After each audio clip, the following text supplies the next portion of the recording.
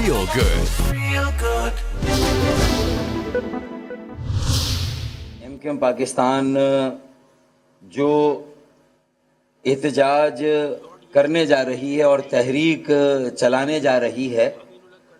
मुझे बजा तौर पर ये उम्मीद है कि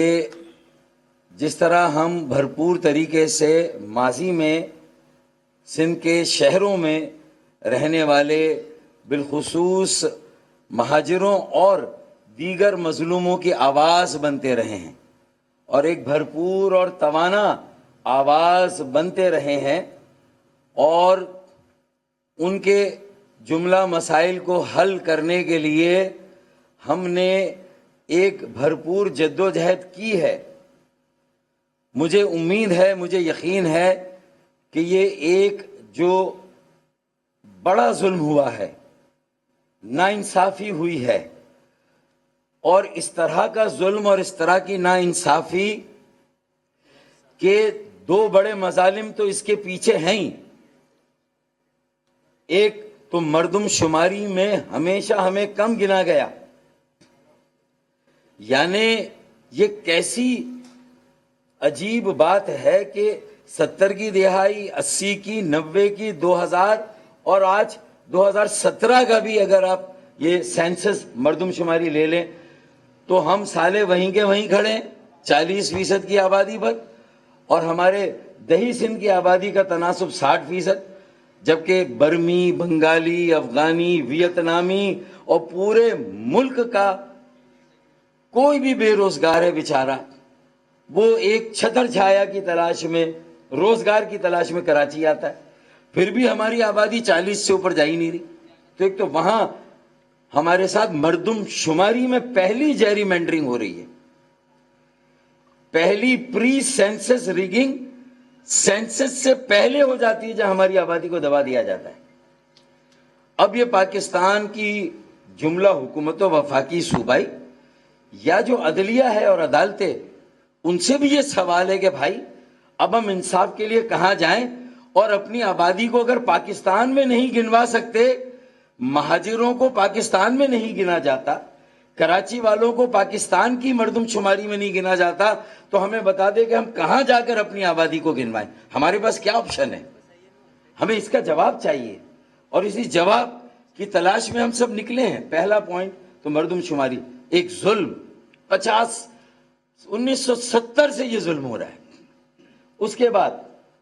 60 तक फिर भी बैलेंस कायम था मर्दमशुमारी, उसके बाद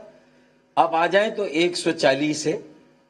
बल्दियाती इख्तियारात, बल्दियाती वसाइल, एक मेयरशिप का हमारा पूरा दौर गुजर गया, ना बिल्डिंग कंट्रोल हमारे पास, ना वाटर बोर्ड हमारे पास, और ना वसाइल, ना इख्तियारात। वो दौर भी हमने जैसे तैसे गुजार लिया और सुप्रीम कोर्ट ने हमारी पिटीशन पर फैसला दे दिया और एमकेएम पाकिस्तान के साथ एक माहिदा भी कर लिया। पाकिस्तान पीपल्स पार्टी ने, पाकिस्तान पीपल्स पार्टी के को चेयरपर्सन हो, चेयरमैन हो, आसिफ अली जरदारी हो, बिलावल भुट्टो हो, अगर आज आप सियासी माहिदों का पास रखने के रवादार नहीं हैं तो फिर देखें ये सिंध में अब जो पैगाम जा रहा है, सिंध में जो मैसेज जा रहा है और शहरी इलाकों में जो मैसेज जा रहा है, वो कोई अच्छा पैगाम नहीं जा रहा। हमारी माजी की और अब तक की सारी कोशिशें सिंध को, जो हम हर हाल में सिंध को एक सिंध रखना चाहते हैं, चाहते थे, हमारी सारी कोशिशों पर आपकी इस चालाकी और इस नाइंसाफी ने पानी फेर दिया। अब ये तीसरा जो जुल्म हो रहा है, जो उससे जो फौरी तौर पर बल्दियाती इंतखाबात पर असरअंदाज कर रहे हैं। खालिद भाई ने कहा जेरीमेंडरिंग, ये जेरीमेंडरिंग है कि डिलिमिटेशन, हल्का बंदियां इस तरह से हुई हैं कि इस तरह से हुई हैं कि वोट देने वाले को हक नहीं मिल रहा और इलेक्शन लड़ने वाले को हक नहीं मिल रहा, तो फिर इसका मतलब महाजिरों के बिलखुसूस और सिंध में कराची में रहने, कराची और हैदराबाद में रहने वालों के साथ, हर तबके के साथ ये जुल्म हो रहा है कि जो ये हलकों में جو ہیرا پھیری کی گئی ہے اس کے نتیجے میں ہمارے بنیادی سیاسی حقوق جو آئین میں گارنٹیڈ ہے، جس کی ضمانت ہے، ہمیں ان حقوق سے محروم کر دیا گیا ہے۔ میں مکمل طور پر خالد مقبول صدیقی بھائی ایم کیو ایم پاکستان کے اس جائز، اس ایک بڑے کاز کی بھرپور طریقے سے میں حمایت کا اعلان کروں گا۔ میری مکمل انہیں تائید اور حمایت ہے۔ اس سے بڑا اور کوئی کاز نہیں ہو سکتا۔ اگر سندھ میں ہمیں رواداری کو قائم رکھنا ہے، ہمیں سندھ میں دہی اور شہری سندھ کی جو اکائیاں، جو اب کراچی میں بھی یہ جو ڈیموگرافی ہے وہ چینج ہوئی ہے، بڑی تعداد میں میرے مظلوم سندھی بھائی، بلوچی، پنجابی، پختون، سرائکی، ہزارے وال، کشمیری، گلگتی بلتی، سب کراچی میں رہتے ہیں۔ ہم سب کی آپس کی ہم آہنگی کو یہ ڈی لیمیٹیشن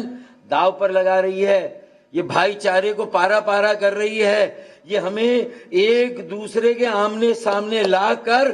یہ سازش، ہمیں بھائی کو بھائی سے لڑانے کی ایک سازش تیار ہے سندھ کے وڈیروں، جاگیرداروں اور پیپلز پارٹی سندھ کے ان حکمرانوں کی طرف سے جنہوں نے کسی کے ساتھ کسی معاہدے کا کبھی پاس نہیں کیا۔ اب وقت آ گیا ہے کہ ان کے سیاسی چوغے کو اتار کر پھینک دیں ہم۔ اب وقت آ گیا ہے کہ ان کے خلاف ایک فیصلہ کن جدوجہد کا آغاز کریں ہم۔ تو یہ ساری بات میں نے اس لیے یہاں پر رکھی ہے کہ دیکھیں نا، خالد بھائی نے کہا 30,000 کا ایک حلقہ ہے ووٹر کا اور ایک ہمارے حلقے 90,000 کے۔ تو آپ نے پہلے ہی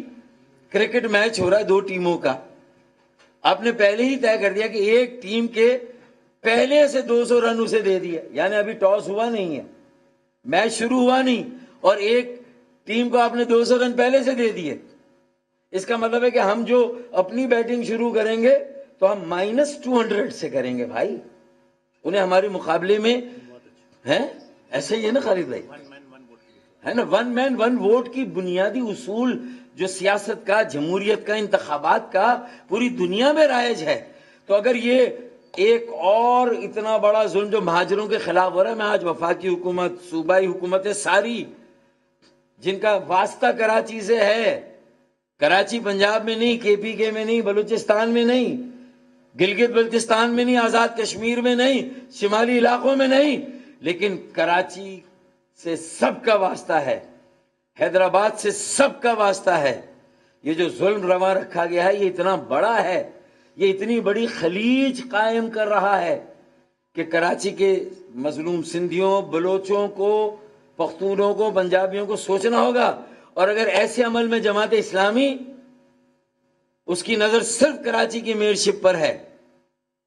تو وہ بھی مہاجروں کے خلاف، اور میں نے خالد بھائی سے اندر بات کی، میں نے کہا مجھے یہ بو آ گئی ہے کہ پسے پردہ جماعت اسلامی اور پیپلز پارٹی میں پیکٹ ہو گیا ہے، جماعت اسلامی اور پیپلز پارٹی میں یہ پیکٹ ہو گیا ہے، اور یہ مہاجروں کے خلاف پیکٹ ہوا ہے۔ یہ مہاجروں کو دیوار سے لگانے کا نہیں، یہ مہاجروں کو دیوار میں چنوانے کا پیکٹ ہو گیا ہے۔ یہ کراچی کے مظلوموں کو آپس میں ایک دوسرے کے مد مقابل، ایک دوسرے کے سامنے لا کر دست و گریبان کرنے کا پیکٹ ہوا ہے۔ جماعت اسلامی اور پیپلز پارٹی اس میں برابر کے شریک ہیں۔ یہ بات میں نے اس لیے تھوڑی تفصیل کے ساتھ یہاں پر خالد بھائی آپ کی اجازت سے رکھی ہے۔